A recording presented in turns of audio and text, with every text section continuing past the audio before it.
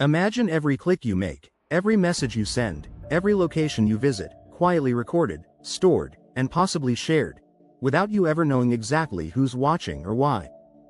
It's not science fiction, and it's not happening in some faraway surveillance state. It's happening right here, right now, in the UK.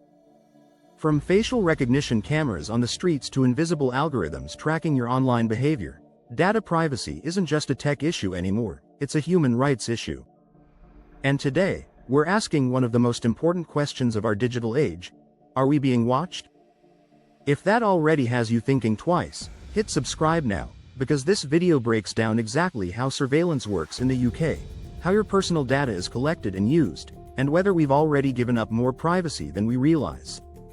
And stick with me until the end, because I want to ask you something you may have never seriously considered. What does freedom really mean if you're always being observed?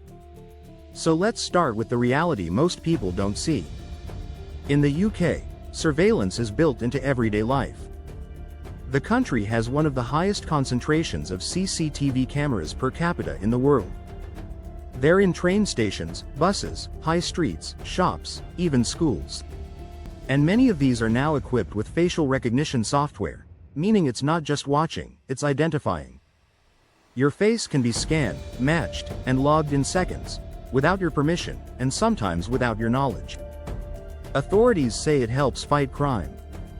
Critics say it's turning us into suspects by default. But surveillance doesn't stop in public spaces. The real watchtower is your phone. From social media apps to location trackers, cookies to digital assistants, your phone knows where you are, what you like, how long you stare at something, and even what you say. And much of that data is being shared, sometimes sold, to private companies who use it to build detailed profiles about your habits, interests, and behavior. That's how advertisers know exactly what to show you. But it's not just marketing. This kind of tracking can shape your newsfeed, your job offers, your credit scores, even the price you see when you try to buy a ticket or book a hotel. And yes, governments have access too. Under the UK's Investigatory Powers Act, also called the Snoopers Charter, authorities can legally collect and access large amounts of your personal data, including browsing history and phone metadata. They don't always need a warrant. And while this is said to protect national security, it raises a serious question: how much power is too much when it comes to watching citizens? And can we trust every government, now and in the future, to use that power responsibly? Let's take it further. Schools and workplaces are increasingly adopting AI monitoring tools, tracking attention, engagement, even keystrokes.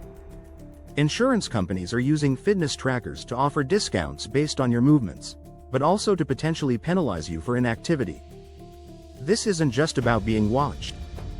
It's about being measured, judged, and shaped by the data you're constantly giving off, often without realizing it. And here's the twist: it's not all bad. Surveillance can help prevent crime. It can locate missing people. It can optimize cities, reduce congestion, even improve healthcare through data analysis. But the question we have to ask is, who gets to control that data? Who decides how it's used? And how do we know where the line is between safety and control? Right now, the UK has data protection laws, including the UK GDPR, meant to safeguard your information. But enforcement is slow. Loopholes exist. And most people don't really know what rights they have, or how much they're giving away just by clicking. Accept all cookies. So here's what it comes down to. We're living in the most surveilled, tracked, and analyzed era in human history. We carry the surveillance devices in our pockets. We invite it into our homes.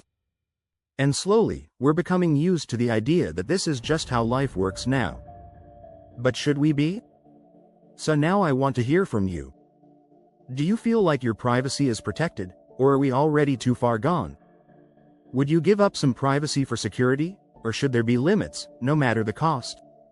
Leave your thoughts in the comments, because this conversation matters more now than ever.